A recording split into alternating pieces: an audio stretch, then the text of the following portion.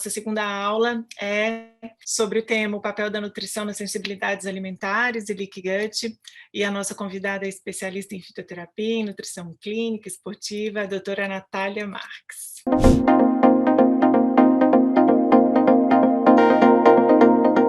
Boa noite, pessoal. E muito obrigada a todos que estão comigo aqui nesse momento de partilha de conhecimento. Eu vou compartilhar a minha tela. Vocês conseguem ver, Alessandra? Tá ok? Perfeito, Natália. Perfeito? Então, me pediram para trazer para vocês um pouco, né, de conteúdo relacionado à nutrição, às sensibilidades alimentares e também ao processo de aumento de permeabilidade intestinal, conhecido do inglês leaky gut. Então, a Andrea até cruzou essa informação com as pessoas sedentárias, então sabemos que as pessoas sedentárias costumam ter um padrão intestinal alterado, mas nós vamos ver também que vários componentes alimentares podem contribuir com esse desequilíbrio. Tá? Então, o primeiro tópico, que eu acho que é muito importante, é que a gente tenha clareza no que são sensibilidades alimentares. Então, a sensibilidade alimentar, ela é diferente do processo de alergia. Quando eu falo de alergia, eu estou falando de uma resposta que é muito rápida. É uma pessoa que ela apresenta uma tolerância zero para determinado alimento ou grupos de alimento. Então, sempre que ela entra em contato com aquela substância, desencadeia uma resposta muito rápida de liberação de histamina com padrão de produção de IgE. Então, as alergias, elas são processos que não são tão comuns quanto as sensibilidades alimentares. Menos de 1% da população, de fato, apresenta uma alergia, com casos mais graves, podendo migrar, por exemplo, para um edema de glote com risco de morte, os casos são muito menores. O que nós acabamos sempre nos defrontando na prática clínica são os processos de sensibilidades alimentares. Quando eu falo de uma sensibilidade alimentar, é uma pessoa que ela começa a responder de maneira negativa a determinado alimento ou grupo de alimentos. E essa resposta negativa, ela costuma ser conhecida como uma resposta tardia. Ou seja, nós precisamos fazer um rastreio de pelo menos uma semana para entender melhor o que está acontecendo no organismo do paciente. Por que isso? Porque a resposta não é rápida como acontece na alergia. Ou seja, a pessoa, ela consegue usar aquele alimento como uma fonte de nutrientes, por exemplo, e ela não relaciona diretamente com um sintoma ou com um desconforto. Porém, na somatória dos dias, um processo inflamatório se instala, e normalmente esse processo, ele vem caracterizado por aumentos de IgG e de IgM. Então, na sensibilidade alimentar, o paciente nem sempre ele vai conseguir identificar qual é a fonte causadora do desequilíbrio, ou muitas vezes ele nem sabe que aquele desconforto, aquele sintoma tem a ver com uma sensibilidade alimentar.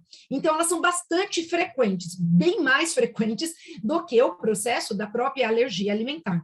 Dentre os sintomas, podemos destacar os distúrbios de trato gastrointestinal, as erupções em pele. Essas erupções em pele pode ser um padrão de dermatite, mas também pode ser um padrão de acne. Não que a acne seja causada apenas por sensibilidades alimentares, mas podemos dizer que sensibilidades alimentares podem despertar ou aumentar a incidência da acne. Mudanças de humor, então muitas variações de comportamento podem estar associadas também a sensibilidades alimentares. Inclusive, a questão do comer compulsivo. Aquela pessoa que, quando está num mau humor ou enfrentando uma situação mais grave na vida dela, ela apresenta uma compulsão por determinado grupo alimentar. Esse grupo alimentar pode ter uma correlação de resposta de sensibilidade no corpo da pessoa, retroalimentando essa busca excessiva, como se fosse um vício alimentar. É que a palavra vício não é exatamente o que cabe aqui nesse quadro, mas existe uma procura que o paciente fala, eu não consigo viver sem esse alimento. Rinites e sinusites, mas sobretudo sinusites. Aquela sinusite crônica tem muita correlação com sensibilidades alimentares. Dores articulares, que muitas vezes as pessoas não sabem a origem ou tentam achar justificativas, por exemplo, só numa questão de movimento. Mas uma pessoa que tem sensibilidade alimentar, que não foi rastreada e não está em tratamento, ela costuma inflamar as articulações, podendo levar, inclusive, a envelhecimento das mesmas, trazendo quadros doloridos, quadros dolorosos, por exemplo, para caminhar ou ainda para a prática de exercícios. E a enxaqueca, mas não é qualquer enxaqueca, é a enxaqueca do padrão tensional, aquela que pega aqui, ó, em têmporas. Vocês já vão entender por que tudo isso se correlaciona. Vocês estão vendo que eu coloquei aqui 3 pontinhos vermelhos? Por quê? Quando eu falo de trato gastrointestinal, quando eu falo de pele e quando eu falo de sistema respiratório, são 3 sistemas que estão integrados na resposta imunológica. E eles estão integrados pelo quê? Quando eu falo da histamina, no primeiro momento, a gente só pensa na alergia alimentar em si, mas sabemos que o processo de aumento da histamina, ele pode retroalimentar a inflamação das sensibilidades alimentares. Como acontece isso? Não é que o paciente, numa sensibilidade alimentar, ele vai produzir um volume muito grande de histamina que leve a ele, por exemplo, a um processo de dificuldade respiratória ou de edema de glote. Não, ele fica aumentando a resposta de histamina, a produção de histamina, como uma resposta sistêmica à inflamação causada pelo agente que está trazendo a sensibilidade alimentar. Então, é mais ou menos isso. A pessoa consome de maneira constante algo que faz uma resposta de sensibilidade, de aumento de IgG, causa processo inflamatório, e o processo inflamatório fica retroalimentando a liberação de histamina. De tal maneira que grande parte dos pacientes que também apresentam quadro de sensibilidade alimentar tem essa histamina alterada. E quando a gente pensa em histamina, ela é um sinalizador. Ela é muito falada com a questão da alergia, mas é muito ingênuo da nossa parte imaginar que a histamina, ela só é um manifestador alérgico. Por quê? A histamina, por exemplo, ela é uma das responsáveis pela vasodilatação. Então, o sistema cardiovascular tem uma correlação direta à questão da histamina. Mas lembra aqueles 3 pontinhos vermelhos que eu coloquei no slide anterior? Olha eles aqui de novo. Quando eu penso nessa histamina, ela altera a produção de ácido clorídrico, podendo trazer desconfortos de trato gastrointestinal, como queimação no estômago, o refluxo ácido, aquela sensação de nó na garganta e ainda dores, né? Dores que sejam mais altas, porque pega o estômago, ou dores em região realmente de abdômen baixo, que pega bem o intestino. Esse aumento de histamina no sistema respiratório, ela é um estimulante na produção do muco. E essa produção do muco, junto com o aumento da permeabilidade endotelial, pode trazer desconfortos respiratórios, como a coriza, a dispneia, a questão da broncoconstrição e esses processos similares à rinite que podem evoluir para o quadro da sinusite. E na pele, essa histamina, ela estimula uma série de fibras nervosas que tem uma correlação com a vasodilatação da pele, trazendo, por exemplo, o flush, que é aquele vermelhão, junto com os processos de urticária. Então, essa histamina, ela estando aumentada no processo de sensibilidade alimentar, veja, não é que eu comi agora e produzi histamina, eu vou numa somatória dos dias daquele consumo, daquele padrão alimentar, aumentando minha produção de histamina. Bom, sabendo disso, alguns trabalhos trazem para a gente essa validação. Essa revisão que trouxe a correlação da histamina com a tal da intolerância à histamina mostrou o seguinte: quadros de congestão nasal, rinorreia e asma têm sim uma correlação direta com o aumento da histamina plasmática. E essa questão, quanto mais histamina circulando eu tenho, mais esse quadro de congestão nasal é instalado. Isso tem uma relação com alimentos que são ricos em histamina, que eu já vou mostrar para vocês quais são, ou ainda com alimentos que estimulam a produção da histamina. Os alimentos potencialmente alergênicos, que é onde vai nascer as sensibilidades alimentares, e também ao consumo excessivo do álcool. Não é apenas a questão do sistema respiratório. Olha a pele aqui. Quadros de dermatite também têm uma correlação direta com o aumento da histamina plasmática. E mesmo, da mesma maneira, responsivo a alimentos ricos em histamina, padrão de consumo de alimentos alergênicos e o excesso no consumo do álcool. Muito bem. Então, no primeiro momento, eu poderia pensar em fornecer nutrientes que reduzam simplesmente a degranulação de mastócitos. Por que isso? Vamos lembrar, mastócito é uma célula do sistema imune, e essa célula do sistema imune, ela está carregada de histamina. Quando eu tenho o aumento na histamina plasmática, significa que eu rompi o mastócito. Então, a gente, enquanto espécie humana, todos nós somos capazes de produção de histamina para fazer sinalizações importantes no nosso corpo. Todavia, quem consome excesso de proteínas alergênicas, por exemplo, ou alimentos sempre muito carregados, estimulam essa produção de histamina, possuem mastócitos mais carregados de histamina, de tal maneira que aumenta a fragilidade de resposta, porque a pessoa sempre vai ter muita histamina, então é como se colocasse uma lente de aumento. Então, eu simplesmente, se eu trabalhar na nutrição para reduzir essa liberação do mastócito, eu resolvo o problema? De certa maneira, sim, eu consigo ter alívio dos sintomas. Porém, eu consigo resolver a causa? A resposta é não. Porque se eu não resolver a causa, o quadro ele se torna crônico, ele se torna repetitivo. Como estamos falando de uma inflamação como base, essa inflamação sistêmica de baixo grau, ela vai evoluindo para a instalação de patologias crônicas degenerativas, como a própria neuroinflamação que a Andrea mostrou na palestra dela. Pois bem, como que eu vou tratar essa causa? Então, primeiro ponto, eu preciso saber qual é o alimento ou grupo de alimentos que estão causando aquele processo naquele paciente. Então, veja, se eu não individualizar a minha conduta, eu passo a ser generalista numa questão que é totalmente individual. Pessoas diferentes podem ter respostas e sensibilidades alimentares diferentes. Eu preciso entender como está essa porta de entrada, ou seja, como está o intestino daquele paciente que está portando os sintomas relacionados às sensibilidades.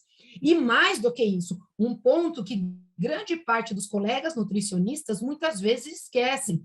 Eu preciso entender a frequência de consumo. Por que eu conto isso para vocês? No começo, a gente faz sim uma restrição, às vezes mais severa, até para que o sistema imunológico volte a ter uma resposta positiva e eu consiga fazer um rastreio salutar do agente causador. Depois, o segundo passo é o retorno de muitos grupos alimentares testando a frequência. Por quê? Grande parte dos pacientes, quando consomem em pequena frequência, ou seja, uma ou duas vezes na semana, em quantidade pequena, em pequena porção, podem apresentar uma resposta não positiva para a sensibilidade alimentar. Então, nem sempre a saída é a exclusão total de longo prazo, mas sim um ajuste fino na frequência daquele grupo alimentar. Muito bem. Quando eu penso, então, no alívio de sintoma, não tem como eu deixar de lado todo o conhecimento hoje já adquirido em termos de base científica do papel da quercetina. Então, a quercetina, para manejo de sintoma agudo, não tem nada hoje estudado que seja tão efetivo do mundo dos compostos bioativos. A quercetina, ela é do grupo dos compostos fenólicos, ela é um flavonoide que nós encontramos em alimentos, como, por exemplo, a casca da cebola e muitas frutas, e essa quercetina, ela consegue fazer uma regulação da produção de TH1 e de TH2, quando o TH1 e TH2 é estimulado pela célula dendrítica. Então, vamos aqui. Olha, o exemplo é do sistema respiratório, mas funciona exatamente igual para o sistema intestinal. Imagine que eu tenho aqui uma molécula muito grande, que ela é um xenobiótico, ou seja, uma substância estranha ao meu organismo. A célula dendrítica, ela tem capacidade de identificar essa molécula, se a molécula for absorvida, e nessa identificação eu ativo a cascata do TH1 e TH2. O TH2, por sua vez, ele é um estimulante da produção de eosinófilos, que já tem um padrão de granulócito, como você pode ver aqui desenhado, tá vendo as bolinhas? Então, é uma célula do sistema imunológico que a gente chama de granulócito. Esse granulócito, ele vai fazer o quê? Né? Um processo de resposta mediado pela própria histamina. Da mesma maneira, eu tenho estímulo aqui para os mastócitos, que são os master cells. Esses mastócitos, eles são ainda muito mais, né, armazenadores dessa histamina do que o próprio eosinófilo. Então, quando eu penso aqui nessa histamina, essa liberação da histamina, que vai causar todo aquele quadro de sintomas dos pacientes. Então, o que vai acontecer de maneira muito simplista? Se a substância que o corpo entende que não é própria entrar, automaticamente a cascata imunológica faz uma resposta. E aonde que entra a quercetina? A quercetina, ela vai regular a liberação tanto do TH1 quanto do TH2. Ela vai bloquear a alta produção dos eosinófilos, assim como ela protege contra a degranulação dos mastócitos. Então, se eu for realmente pensar, né, em algo de maneira aguda, eu tenho que pensar em quercetina. O que nós sabemos que, além da quercetina, nós podemos fazer uma união com a vitamina C e também com a glutationa, que é um tripeptídeo. Então, esse conjunto, daqui a pouco vai aparecer a vitamina C e a glutationa. Esse trio pode ajudar no manejo agudo, mas veja, ele não vai tratar a causa, ele vai bloquear uma cascata que já começou. Muito bom. Quando a gente for pensar em causa, então, eu vou ter que pensar quem é a minha porta de entrada. E lembra aquelas 3 bolinhas vermelhas lá do primeiro slide, quando eu falei dos sintomas mais clássicos relacionados às sensibilidades alimentares? Pois bem, temos aqui o trato gastrointestinal, o sistema respiratório e a pele. O que os 3 têm em comum? O sistema imunológico associado ao intestino é conhecido como Gout e Malte. No sistema respiratório, eu tenho o Naut e o Baut. E na pele, eu tenho as células de Langerhans, que é uma célula diferente da pancreática. Então, aquela célula beta de Langerhans, que é a produtora e que libera insulina, não é a mesma célula. A célula de Langerhans da pele é o sistema imunológico da pele. É uma célula dendrítica, que está na pele, ou seja, já vimos uma célula dendrítica no slide anterior. Ela é aquela célula que vai identificar que uma substância está entrando e que ela não deveria entrar. Pois bem, o sistema imunológico dessas 3 portas de entrada se comporta da mesma maneira. Como que eles se comportam? Todos eles expressam Toll-like receptor, ou seja, esses receptores da família Toll que vão conseguir realmente ter a ativação adequada da cascata imunológica. Todos eles produzem glutationa na forma de enzima, porque todos eles possuem um fator de transcrição chamado de NRF2. Esse NRF2, hoje, ela é considerada uma das principais vias de defesa da célula. Quando a célula está bem abastecida de NRF2, ela consegue ter uma resposta a qualquer nível de estresse. E todas essas portas de entrada têm esse NRF2 como algo padrão, ou seja, são células extremamente capacitadas para lidar com o estresse. Não é à toa que são células de porta de entrada, que estão em contato com esses xenobióticos, e todas elas têm uma resposta advinda da microbiota. E você pode me perguntar, mas Natália, essa microbiota é só a do intestino? A do intestino, sem dúvida nenhuma, é a mais estudada, mas nós sabemos que todo sistema respiratório tem uma microbiota específica e a pele também. Por sinal, a microbiota da pele é muito mais biodiversa do que a própria do intestino. Que todas elas se correlacionam é um fato, e a correlação se dá pelo próprio sistema imunológico. O que eu quero contar para vocês é que se eu tenho uma proteína alergênica, porventura, entrando neste intestino, o sistema respiratório e a pele, eles vão ter respostas similares ao que está acontecendo no intestino. Mesmo o agente de sensibilidade sendo alimentar e entrando por essa via, o sistema respiratório e a pele também vão responder. Por isso que nós temos sintomas do sistema respiratório e da pele normalmente associados. Pois bem, né? Mas o que eu faço com todo este quadro? Olha que interessante, né? Essa pesquisa mostrou para a gente uma correlação da microbiota com os alérgenos alimentares e com a resposta imunológica. Veja aqui, quando eu penso no intestino, que é esse desenho de baixo, eu tenho aqui os antígenos alimentares. Esses antígenos alimentares são produtos que podem ser causadores, portanto, de uma resposta de sensibilidade.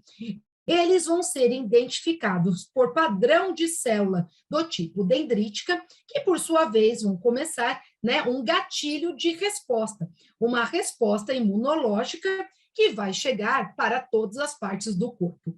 Pois bem, quando eu estou pensando nesta porta de entrada, se eu tenho antígenos alimentares entrando e eu tenho toda a resposta, eu também tenho uma produção aumentada de IgA para tentar reduzir a entrada desses antígenos. Só que para produzir IgA, eu preciso garantir a microvilosidade. Vejam, aqui as células elas estão justapostas. Por que elas estão justapostas? Porque elas têm o que a gente chama de proteínas de oclusão. Se porventura eu perder essas proteínas de oclusão, eu abro um canal que a gente vai chamar aqui de paracelular. E nessa abertura do canal paracelular, a entrada de antígenos é muito maior. Tão maior que começa a perder, então, o controle de identificação salutar das células dendríticas e começa a ter um esforço dobrado do sistema imunológico para conter esse canal de entrada. Este é o processo do leaky gut. Segure essa informação que ela vai ser válida e vai ser unificada daqui a pouco. Olha que interessante o que eles mostraram nessa pesquisa. O sistema respiratório responde exatamente igual.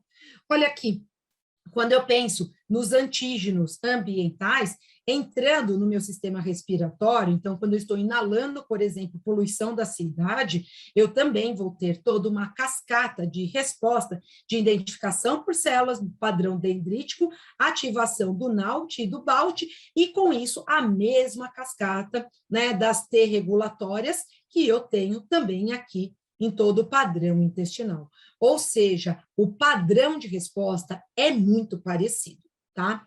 Vamos seguir, então. Então, qual é a correlação, de fato, com o intestino? De maneira muito simplista, o que eu posso levar para a minha prática, né? Eu sendo nutricionista, sendo médico, ainda da área da saúde, trabalhando com esses pacientes, o que eu preciso, de fato, ficar de olho? Essa correlação com o sistema digestivo, ela se dá em dois patamares, que eu vou precisar rastrear. Primeiro, a redução do potencial digestivo. Principalmente, estamos falando da redução do potencial digestivo de proteínas, tá? Então, para a gente lembrar rapidamente, eu tenho um dueto necessário para a boa digestibilidade das proteínas, que é o ácido clorídrico, produzido pelas células parietais do estômago, e as proteases. As proteases, nós temos elas sendo produzidas tanto pelas células estomacais, quanto ela chegando também pelo suco pancreático.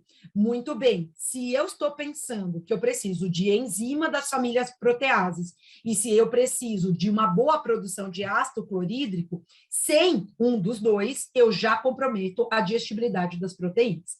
Que tem proteínas de difícil digestão é um fato, porém, tem pessoas que têm uma fragilidade digestiva que piora muito o quadro de sensibilidade alimentar. O que eu quero contar para vocês é que qualquer paciente utilizando a longo prazo, né, medicamentos que são inibidores da bomba de próton ou ainda inibidores de canais de H2, como a ranitidina, a cimetidina, são pacientes muito vulneráveis, muito candidatos a apresentar sensibilidades alimentares, mesmo que ele não manifestasse anteriormente aquele quadro.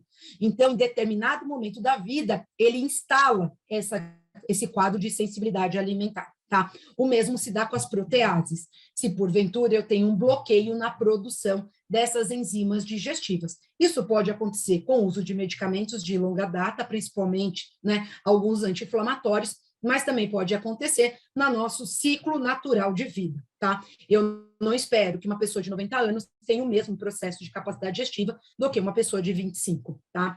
O segundo ponto que eu não posso deixar de lado é o aumento da permeabilidade, ou seja, quando eu perco aquelas proteínas de oclusão e eu começo a ter células que se separam e começo a ter, portanto, um padrão paracelular de absorção em massa dessas substâncias potencialmente, né, estranhas ao meu organismo, eu também vou piorar o quadro, então, de sensibilidade alimentar. E essa perda, né, desse controle da permeabilidade, ele vem de processo de disbiose e ele vem também da falta de nutrientes de reparo. Então, o paciente que não apresenta de maneira adequada uma nutrição em termos de micronutrientes que dão capacidade de reparo da célula. Para vocês terem uma ideia, do nosso eixo absortivo, as células lá do duodeno, nós temos um reparo a cada 3 dias. Então, veja, uma pessoa que ela passe uma semana errando na alimentação, ela já vai ter um desfalque nutricional para esse reparo. Se é uma pessoa que vem errando há 30 dias na alimentação, o desfalque ele só vai aumentando, de tal maneira que vai chegar um momento que as células param de se reparar. Células que não se reparam são células envelhecidas. Lembram que a Andrea colocou na palestra dela que essa inflamação é conhecido como inflammage e tem uma correlação direta com o envelhecimento? Agora, imagina esse envelhecimento acontecendo no intestino de 25 anos. É isso mesmo, a idade biológica do intestino aumenta, pessoal. Quando a gente pensa nesses alérgenos mais comuns, então, são aqueles que respondem a 90% dos casos de sensibilidades. Quem? Os cereais, e sem dúvida nenhuma, o carro-chefe de sensibilidade alimentar aos cereais é o trigo, tá? Mas não se enganem, aveia, milho, quinoa também podem causar sensibilidades alimentares, tá? Frutos do mar, então pescados e frutos do mar, crustáceos, amendoins e nuts de maneira geral. Amendoins, sem dúvida nenhuma, são os mais estudados, até por conta do alto consumo que se tem, né, no norte da América, onde nós temos muitos grupos de pesquisa dedicados ao estudo de processos de sensibilidades alimentares. Os leites e derivados, tá? Pensando realmente em fontes animais, não apenas de vaca, mas nós podemos ter respostas negativas também, por exemplo, a cabra. E ovos, né? De todos os leites, né, de mamíferos, o que tem menos reatividade para o corpo humano, por incrível que pareça, é o leite da camela, tá? Que é muito utilizado na Arábia. Mas aqui no Brasil a gente não tem acesso. Então, pensando nos produtos que a gente tem aqui, de fontes animais, a maioria deles vão responder aos casos de sensibilidades. Não estou dizendo que todas as pessoas apresentem as mesmas sensibilidades, mas se eu for rastrear por produtos, sem dúvida nenhuma, a minha lista é essa. Agora, a gente tem que lembrar que qualquer proteína não digerida é um potencial alergênico. Ou seja, se o seu paciente tem uma alimentação maravilhosa, mas por conta de outras causas ele precisou utilizar um medicamento a longo prazo que reduzia a produção de ácido, ele automaticamente cai na lista dos vulneráveis no consumo deste grupo. Não que ele tenha uma alergia, lembra? É um processo diferente da alergia mediada pela IgE, tá? Quando a gente pensa, portanto, em hipersensibilidade, né, normalmente estamos falando de moléculas grandes. E dentre as moléculas grandes, se a gente for pensar em leites derivados, a caseína vai ter de 20 a 30 quilodaltos, já a albumina vai ter 67 quilodaltos. Então, a gente precisa entender qual é o componente da estrutura do alimento. Então, não é simplesmente a gente sair por aí botando rótulo nos alimentos, a gente precisa entender o que está por trás da estrutura desse alimento. E a gente não pode esquecer dos aditivos alimentares. Então, se eu for pensar no aspartame, ele também pode causar sensibilidades alimentares, assim como conservantes, aromatizantes que vêm dos produtos ultraprocessados. Então, você pode pegar um paciente que já não come nem trigo, nem lácteos por escolha própria ou por qualquer outro tipo de orientação, só que ele só se alimenta de ultraprocessados. E esses ultraprocessados continuam retroalimentando o processo de sensibilidade alimentar dele. E o que eu não gostaria que vocês esquecessem, que vocês grifassem e colocassem estrelinhas, são as leveduras e os mofos, tá? Então, tem muitos pacientes que o problema não é o trigo, o problema é o pão, por conta do tipo de fermentação do pão. É o fermento biológico que está causando o problema.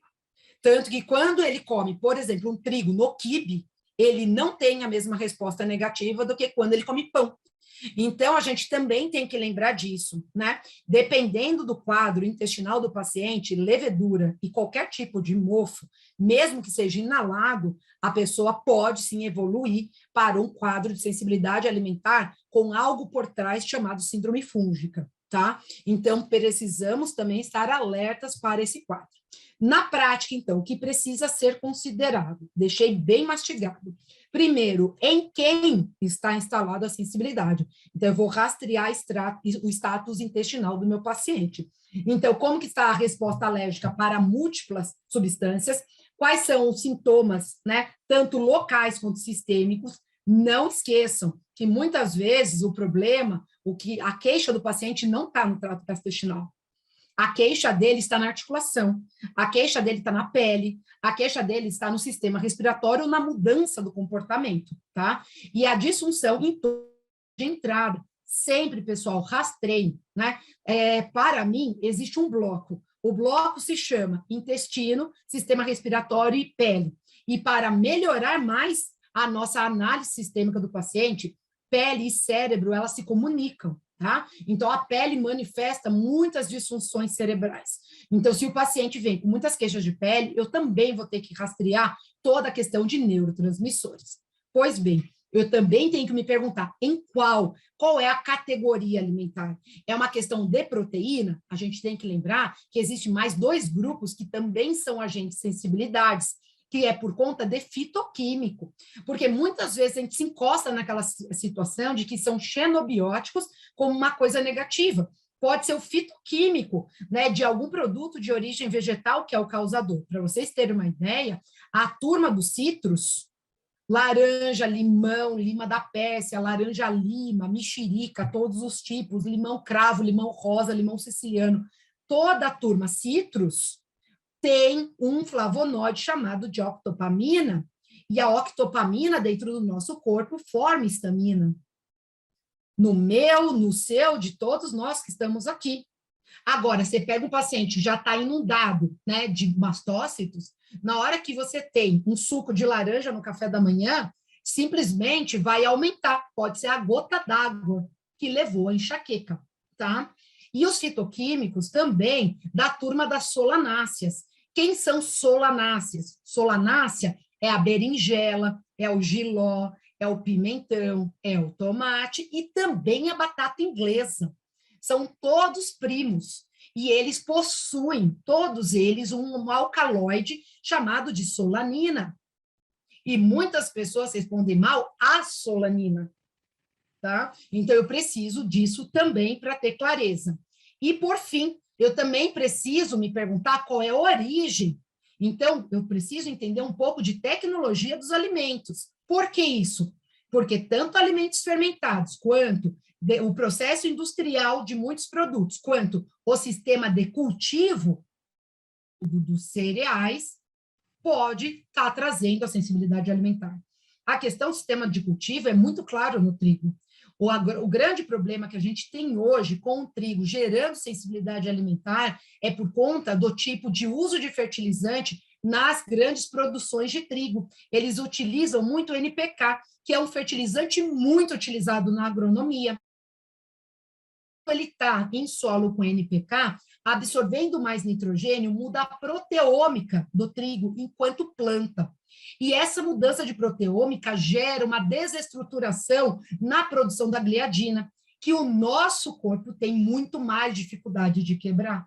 Então, pode acontecer não apenas com trigo, mas com qualquer cereal de larga escala, tá? Então, nós precisamos entender desses processos para facilitar o manejo com o nosso paciente, para a gente abrir a alimentação dele e não fechar. Muito bem. Só para vocês terem uma ideia, produtos fermentados, né? Como queijos, chucrute, o vinho e mesmo as carnes processadas, esse processamento tem a própria histamina. Então, se eu for pensar em vinho, a uva, que gera o vinho, ela é rica em histidina, que é aminoácido, e a histidina forma histamina na fermentação, tá? Então, eu bebo uma taça de vinho, estou bebendo a histamina, tá? Também eu vou ter produção de tiramina, putrescina e cadaverina. Tanto tiramina, quanto putrescina, quanto cadaverina aumentam resposta à histamina, mas aumentam também o leaky gut. É isso mesmo, pessoal, que é o mesmo processo que a gente tem intestinal em desbiose. Então, se eu tenho um paciente que só come carne processada, por exemplo, embutidos, ele está causando uma lesão intestinal toda vez que consome esse produto. Se é eventual, o intestino sábio, ele se recupera, lembra, a cada 3 dias. Agora, e se a pessoa come todo dia? Quando que ele se repara? Certo? Então, quando a gente pensa nesse intestino, a manutenção dessa barreira é fundamental. Então, se eu for olhar, né, num desenho dessas microvilosidades, eu tenho aqui uma sequência de células epiteliais que vão ter aqui as proteínas de oclusão, certo? Então, eu preciso garantir essa barreira física, mas eu também tenho que garantir uma resposta adequada do GALT e do MALT, que é toda a minha cascata, né? Das células dendríticas, das T-cells, entre outras. E preciso da microbiota saudável. Por quê? Porque a microbiota saudável, entre outras coisas, produz ácidos graxos. Ácido graxo de cadeia curta alimenta a célula, garantindo que ela se mantenha viva, que ela se mantenha saudável, que ela se recupere. Então, eu preciso de uma microbiota saudável para boa produção de ácido graxo de cadeia curta. E o que eu gostaria de trazer e deixar para vocês, né, até como algo que hoje tem muita novidade em termos de pesquisa e que a gente, principalmente na nutrição, tem bastante tarefa no tratamento, são as P-glicoproteínas, tá? Quando eu penso nesse aumento da permeabilidade intestinal, eu posso causar alteração do sistema imunológico, alteração da biotransformação hepática, aumento do estresse oxidativo. Lembrando que aumento do estresse oxidativo também causa leaky gut, ou seja, eu vou retroalimentar a lesão e aumento na absorção de xenobióticos. Entenda? Aumento de sensibilidades. Muito bem. Agora, como que eu posso fazer para que isso não aconteça? Eu preciso manter essas células bem nutridas para elas se recuperarem a cada 3 dias. E para isso eu preciso de nutrientes. Quais nutrientes? Principalmente zinco, vitamina A, complexo B, e do complexo B, não pode faltar B1, B2, B3, B6, B9, B12. Por quê? Grupo metilação e grupo cascata energética. São células que gastam muita energia. E eu preciso garantir isso. Tá? Preciso de glutamina, sabemos que dentre os aminoácidos é o que tem maior potencial de energia dentro das células intestinais, sobretudo enterócitos. E os ácidos graxos de cadeia curta, que vieram de quem? Da minha microbiota. Então, eu preciso garantir um status nutricional e uma microbiota saudável. Tá? E voltando na nossa P-glicoproteína, quem é ela? Para você que nunca ouviu falar. Ela é uma proteína de membrana que funciona quanto gradiente de concentração. O que significa isso? Olha que interessante. Se porventura eu tenho um xenobiótico, aqui exemplificado como esse losango branco, entrando na minha célula, a P-glicoproteína identifica que é uma substância não própria e ela devolve para o local de origem, ou seja, ela bombeia contra o gradiente de concentração. Elas são bastante seletivas e expressas nas portas de entrada. O que significa isso? Eu tenho no intestino e tenho no sistema respiratório. Porém, eu também tenho na barreira hematocefálica. Para você ter uma ideia, a grande linha de defesa da nossa barreira hematocefálica são pegglicoproteínas. Mas, Natália, o que isso tem a ver com a sensibilidade alimentar ou ainda com a nutrição? Sabemos que quem usa medicamento que bloqueia pegglicoproteína, nossa, e existem esses medicamentos, gente, grande parte dos medicamentos que acesso, que tem como sítio de ação, né, o cérebro, eles bloqueiam pegglicoproteína.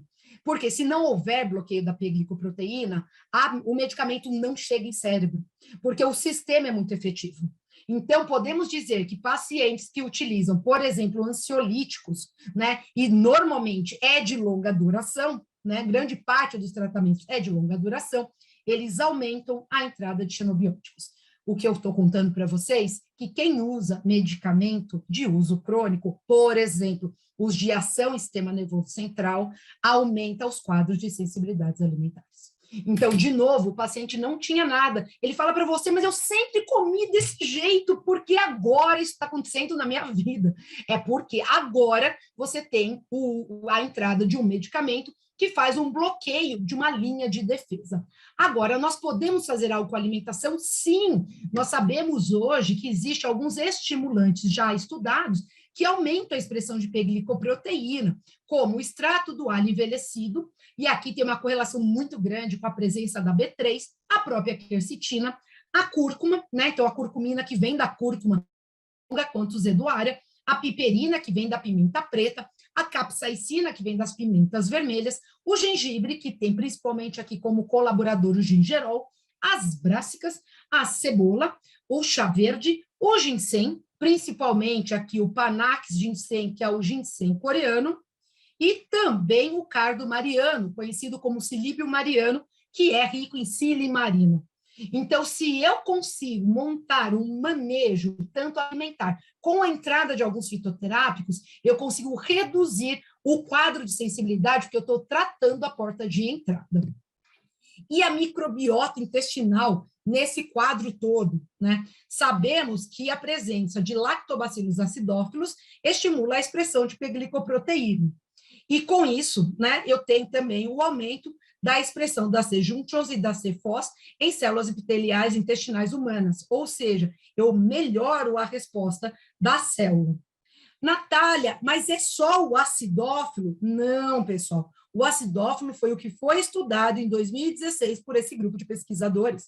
Quando a gente fala de probiótico, tem que sempre tomar muito cuidado que nem todas as cepas conhecidas já foram estudadas para todas as situações. A gente tem que lembrar que o acidófilo, em termos comerciais, é uma bactéria muito fácil de trabalhar, porque é uma das mais resistentes, ela é termorresistente. Então, isso, né, faz com que atraia o interesse de grupos de pesquisa pelo fácil acesso aos pacientes. Mas reforço aqui, toda vez que a gente for fazer um manejo com probiótico, tem que ser no mínimo 2 cepas. O interessante é trabalhar com 4 ou 5 cepas, para que você consiga ter uma resposta mais ampla a nível intestinal. Tá? E quando a gente fala de bactérias, né, já são os nossos old friends. Né? Então, isso é um trabalho de 2010.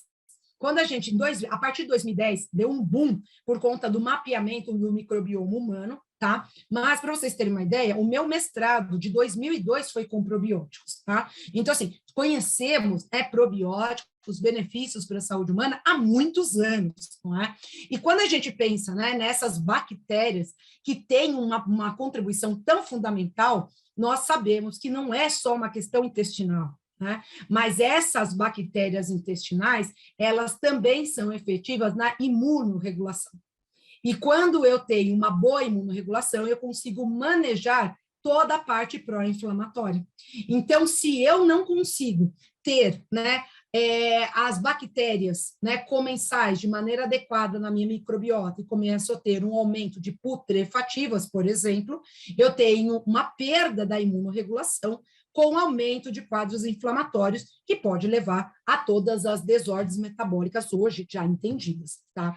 E quando a a gente fala de microbiota intestinal, é lógico, né, que eu tenho, né, uma correlação direta com o perfil genético, com os de antibióticos, ou mesmo o estresse, né?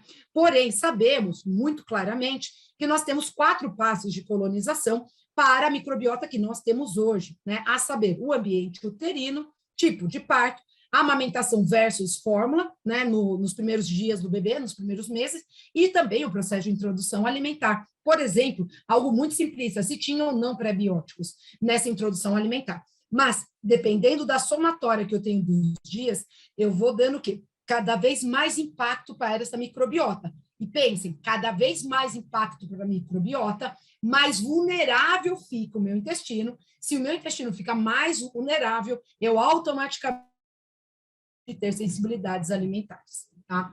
Para vocês terem uma ideia, essa história da microbiota, né, ela também corresponde ao que a gente chama de evolução do homem. Né? Então, para vocês terem uma ideia, hoje que a gente sabe, pelas pesquisas que se propõem a entender, né, todo o processo de evolução antropológica, a evolução humana, ela se dá sempre com um tripé. Quando eu tenho automaticamente mudança de microbiota, quando eu tenho mudança imunológica e quando eu tenho mudança metabólica. Quando acontecem essas mudanças juntas, a gente pode dizer que eu dei mais um salto evolutivo. Pensando isso na evolução humana, sabemos que todo o processo de industrialização, ou mesmo, né, o processo de agricultura, trouxe para a gente características de expectativa de vida, mas nós temos um custo. O custo é a diminuição da resistência da microbiota intestinal. Por quê? Porque hoje as pessoas têm um padrão alimentar muito rico em gordura e proteínas animais. E a saber proteínas animais, como vocês bem viram lá naquela tabela, nós temos vários fatores de proteínas animais de difícil digestão. Se eu cruzo essa alta ingestão com uma fragilidade de microbiota que está sendo instalada, e não é de hoje, ela está sendo instalada, né, na nossa geração, né, passando de geração em geração, nós podemos dizer que grande parte das pessoas tem o processo de disbiose instalado hoje. Tá? Então, eu preciso partir desse pressuposto para também entender os processos de sensibilidades alimentares. Né? Pois bem, né, isso já é tema de pesquisa e já não é mais tão recente. Sabemos que quando eu tenho um processo alimentar, dependendo do processo alimentar, eu consigo estimular, portanto, a produção do tal dos ácidos graxos de cadeia curta, que, por sua vez, né, vem do processo de fermentação das bactérias intestinais e que trazem propriedades imunológicas muito interessantes. Então, o padrão alimentar mais plant-based está correlacionado com melhora do status da microbiota intestinal, tá? E quando a gente fala dessa microbiota intestinal, né, olha aqui, sabemos que os polifenóis também são prebióticos. Então, quando eu falo de um plant-based, eu estou pensando, né, nos polifenóis, que eles são ricos, mas também estou pensando nas fibras alimentares. Então, isso me traz um bom status intestinal. Já em contrapartida, se for produtos com pesticidas e agrotóxicos, eu posso ter perda da qualidade dessas microbiotas. Se eu estou consumindo xenobióticos, que são disruptores endócrinos, eu trago perda dessa microbiota. Se eu estou tomando medicamentos, principalmente psicotrópicos, eu posso trazer perda dessa resposta dessas bactérias. Tá? E quando eu tenho perda das bactérias, eu migro para a disbiose. E quando eu migro para a disbiose, eu tenho simplesmente, né, uma perda, uma fragilidade na resposta lá das tight junctions, como já foi mostrado. E olha que interessante, se eu coloco nesse intestino, que já tem a disbiose, a proteína, que não foi digerida, porque a capacidade do estômago da pessoa está baixa, eu vou ter o quê? As bactérias intestinais vão ser alimentadas da proteína. Mas quais bactérias se alimentam da proteína? Aquelas que são putrefativas. Com o crescimento das putrefativas, eu tenho um estímulo para a produção tanto do NF-κB, que a gente sabe que é o gatilho da inflamação, quanto o estímulo também para o NLRP3. NLRP3 também é um fator de transcrição correlacionado a processos inflamatórios. E estamos falando de processos sistêmicos, tá? Além disso, esse supercrescimento das putrefativas leva ao aumento da permeabilidade intestinal, que, por sua vez, vai estimular o aumento na absorção de xenobióticos, trazendo, portanto, os disruptores endócrinos, mudanças nos nossos hormônios. Tá? E como isso se dá de maneira sistêmica, eu posso ter sintomatologia longe do intestino, como já foi falado. Então, por exemplo, quando eu tenho uma alteração na minha ingestão dietética, cruzado com alteração da permeabilidade intestinal, eu posso ter a produção de diversas substâncias, como o ácido quironenino, o ácido quirurinênico, que vai fazer o quê? Uma mudança nos processos de coceira, tá? E também eu posso ter o quê? Uma resposta aqui mudada da cascata do triptofano e do cascata do GABA e da própria serotonina. Então, eu posso ter processos cruzados de ansiedade e de estresse. Então, aquela mudança do comportamento que a gente tinha falado inicialmente, ela pode morar no quê? Nessa ingestão de proteínas, né, que tem potencial alergênico, junto com o aumento da permeabilidade intestinal. E quando eu falo de sistêmico, é sistêmico mesmo, né? Então, nós sabemos hoje que grande parte dos quadros tiroidianos também remetem a essa disfunção intestinal. Porque quando eu tenho uma microbiota intestinal funcionante, eu vou ter uma boa regulação do sistema imunológico, da própria vitamina D, fatores importantes para um bom funcionamento tiroidiano. Porém, quando eu tenho um estado de disbiose acontecendo, para começar, eu já diminuo a absorção de nutrientes, como ferro, zinco, selênio e iodo, que são fundamentais para o funcionamento da tireoide. E, além disso, eu vou trazer o quê? Um processo alterado na capacidade dessa tireoide de responder. Então, eu tenho um paciente que pode ter, por exemplo, o quadro de hipotireoidismo de Hashimoto, que tem fundo autoimune. Então, o que a gente sabe hoje, que quando a gente fala de microbiota, sempre é sistêmico, nunca é focado apenas no intestino. E tudo isso gera uma outra, né, informação que hoje a gente trabalha com o meta-inflammation. O meta-inflammation, ele é maior do que o inflammation. Inflammation e o inflammaging. Quem que é o inflammaging? Que foi que faltou um M aqui. O inflammaging que a Andrea trouxe para vocês é aquele processo do envelhecimento da célula que ela correlacionou com a questão do sedentarismo, não é? Agora, a gente sabe que se eu tenho um fornecimento de nutrientes que excede a homeostase para aquele organismo, eu sempre vou contribuir com a inflamação. E o que eu quero mostrar para vocês é que quando estamos falando, sobretudo, de proteínas, eu ainda potencializo as sensibilidades alimentares que vai estimular o meta-inflammation. Então, é um paciente que tem inflamação sistêmica, que ele aumenta o envelhecimento sistêmico, porque ele tem, sim, um padrão alimentar incorreto. E quando eu falo de incorreto, gente, né, não é o rótulo do alimento, reforço aqui, é a combinação daquele grupo de alimentos para o status intestinal daquele paciente naquela fase de vida que ele se encontra, tá? Ou seja, as coisas mudam ao longo da vida. E uma alimentação rica, né? Por exemplo, em frutas e vegetais, em combinação com probióticos, podem melhorar esse quadro, como aumentando o tal do NRF2. Lembra do NRF2 que eu falei para vocês? A via do NRF2, quem estiver anotando, chama Keep One NRF2. Essa via é uma via de resistência celular. Resistência celular e longevidade celular. Quando a gente fala de células intestinais, o probiótico garante a retomada da microbiota, tendendo para uma microbiota que eu vou colocar aqui como saudável, tá? Porque nós temos vários passos para chegar nesse modelo. De longe, não é um modelo padrão, mas quando eu tenho probióticos, eu garanto, né, com certeza, a produção de ácidos graxos de cadeia curta, que, por sua vez, já ajudam no reparo e na saída do processo de leaky gut. Associado a isso, a alimentação com frutas e vegetais, além de fornecerem prebióticos e fibras alimentares, muito bom, eu ainda estimulo o NRF2. Estimulando o NRF2, eu tenho uma porta de entrada resistente e com isso eu consigo, de fato, reduzir o processo de sensibilidades alimentares. Dos ativadores naturais de NRF2, que nós sabemos hoje, de novo a família das brássicas, destacando, né, o sulforafano, mas a gente pode colocar aqui também o dioindolimetano, que é o famoso DIN. O dioindolimetano, ele vem da quebra dos glicosinolatos. Nós temos o resveratrol, que aqui está exemplificado pelo vinho, mas a gente tem que lembrar que o resveratrol, ele é um estilbeno, e como estilbeno eu tenho nas frutas vermelhas. E como frutas vermelhas, eu deixo aqui para vocês o exemplo de duas representantes brasileiras maravilhosas, que é o jambolão. Vou colocar até 3, o açaí e a grume-chama.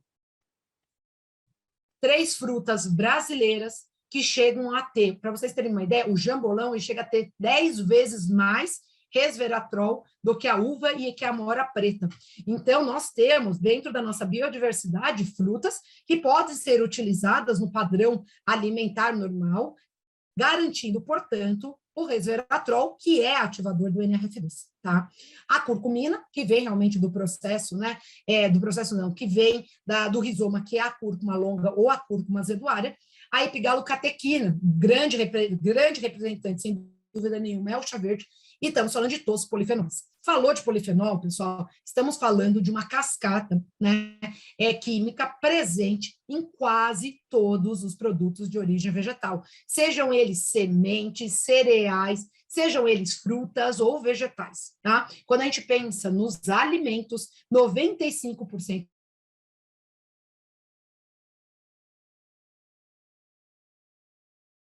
ele sempre está muito presente.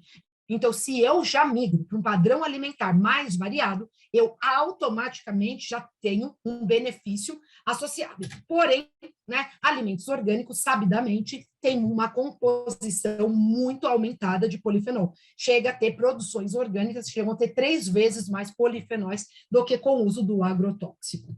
Tá? E a questão do Low Food Maps, né? Já estou me caminhando para a finalização da palestra, né? Que hoje se fala muito. Tanto o Low Food Maps quanto o Gluten Free, né? Uma alimentação completamente sem glúten, quanto a própria dieta cetogênica. E estamos falando de uma dieta cetogênica de verdade, não é só uma low carb, tá? Ou uma dieta falsa, que muitas pessoas simplesmente tiram alguns grupos de alimentos e substituem por alimentos ultraprocessados, tá? Mas estamos pensando realmente na estrutura de composição de uma dieta que tem um padrão de lipídios aumentado, né? Todas elas têm algumas mais, outras menos trabalhos, como, né, saídas terapêuticas para modulação intestinal. Agora, o que a gente tem que lembrar, né, que, por exemplo, o Food Maps ajuda na diminuição de estamina, é um fato, tá?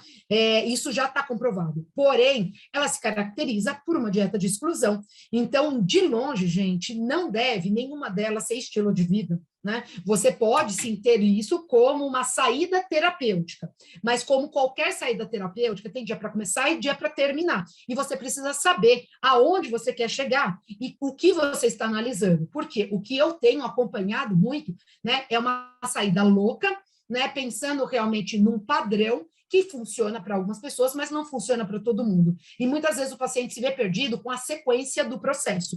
Porque o que a gente tem que pensar, né? Está faltando nutriente de reparo? Toda vez que eu penso numa dieta de exclusão, a gente tem que retomar, né, principalmente o perfil de micronutrientes. O que está faltando? Porque, gente, sem micronutrientes, vocês viram que o intestino não refaz. Então, de novo, pode minimizar a sintomatologia, mas não trata a causa. Para tratar a causa, eu preciso devolver esses micronutrientes, principalmente, né? E outro, qual é a resposta disso tudo a longo prazo? Ou seja, aonde que eu quero chegar? Eu tenho que traçar uma meta e entender aonde que eu quero chegar, para conseguir, né, dar as mãos do paciente na jornada. É uma jornada, gente, que muitas vezes ela é longa, não é? Por quê? Porque eu tenho diversos fatores. Então, gente, trabalhar com sensibilidade alimentar é muito mais do que falar, olha, esse alimento tem um rótulo, ninguém mais pode tomar esse alimento. Eu preciso conhecer profundamente qual é a resposta para aquele paciente naquele momento de vida, tá? Então, se eu puder deixar algumas dicas aqui para vocês, né? Fiz, 5 dicas. Primeiro, adequação alimentar de macros, de micros, de fitoquímicos e de pré-bióticos. Não esqueçam isso. Lembrando que pré-bióticos para alguns é fermentação excessiva para outros. Então, a gente sempre tem que entender quem é o meu paciente. Eliminar quando necessário. Então, eu tenho que saber o que eu estou eliminando, gente. Não é simplesmente tirar tudo, né? E a pessoa agora vive de vento. Eu preciso entender o que eu estou tirando, por que eu estou tirando. Dentro das leguminosas, eu tenho respostas completamente diferentes. De um grão de bico, de um feijão preto e de um feijão gandu. Eu preciso saber exatamente quem é a leguminosa. Preciso aumentar a resistência ao estresse através do NRF2, que eu mostrei para vocês, e também através da P-glicoproteína. Controle dessas microbiotas sempre é fundamental. Não combinar fatores agressores. Isso, gente, né? Se eu puder deixar uma última dica, é essa. Quando vocês forem começar a devolver, né, proteínas potencialmente alergênicas dentro do processo, não façam combinações que eu brinco no consultório, que são combinações suicidas, não é? Porque o paciente, ele pode testar de novo a retomada de um queijo curado, 30 gramas, e ele vai botar aonde? Em cima da massa que tem glúten, né? Então, assim, a gente tem que lembrar que quando eu vou retomar para fazer alguns testes, eu preciso entender que queijo não é tudo igual. Dependendo do processo, né, de fabrico desse queijo, eu vou ter uma composição diferente. Que massas não são todas iguais, né? Não dá para eu falar que produto de panificação é igual produto de confeitaria, né? Então, eu preciso entender como que eu tenho o trabalho desse cereal e como que eu posso trabalhar com esse cereal para aquele paciente, tá? E sempre, gente, sempre mirar na melhora metabólica. E aqui, para amarrar com a palestra da Andrea, né? A gente não pode deixar de lado a educação física, todo o processo, né? Desculpa, de trabalho físico. Então, assim, manter o corpo fisicamente ativo também faz parte do tratamento das sensibilidades alimentares. Desculpa, não sei se eu passei o tempo, Alessandra, queria agradecer, né, mais uma vez. Muito obrigada, pessoal. Maravilhosa, sim, obrigada. Nossa, incrível, Natália, obrigada pela presença. Espero que vocês tenham gostado, pessoal. Aqui é dividido com a gente. Eu até queria, Natália, até dar um recado aqui para todo mundo que está aqui com a gente agora, é que amanhã a gente vai mandar um e-book para todas as pessoas que se inscreveram no webinar, com um resumo da palestra de todos os palestrantes aqui hoje. Então, vai um resumo da sua palestra, da do Marcelo que vai vir, a do Bruno, da Andrea, e também com os artigos. Então, acabei aqui de falar com a equipe também da HQ, então todos os artigos que tiverem aí, a gente vai baixar eles, colocar num link, para que as pessoas possam ler na íntegra e também aí aprimorar o aprendizado que você já plantou uma sementinha maravilhosa aqui para a gente. Obrigada, Muito obrigada, viu, pessoal?